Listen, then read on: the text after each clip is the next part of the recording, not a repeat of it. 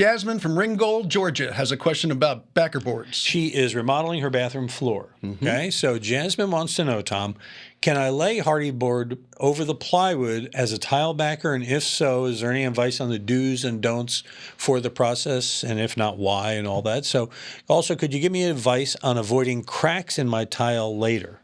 Avoiding the cracks is using the backer board properly. So that's the whole idea behind it. It separates the movement of the wood from the tile that doesn't want to move.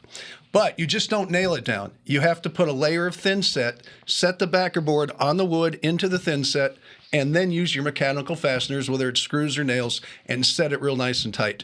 Then you're going to go back again with another layer of thin set, and you're going to go ahead and lay your tile on it. And it'll be a nice hard surface, and it won't crack if you do it right.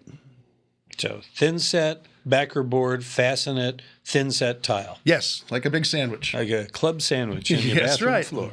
All right. Do you have a question? We'd be happy to cook something up for you, too. Just go ahead and send us your question. Visit HomeShowRadio.com.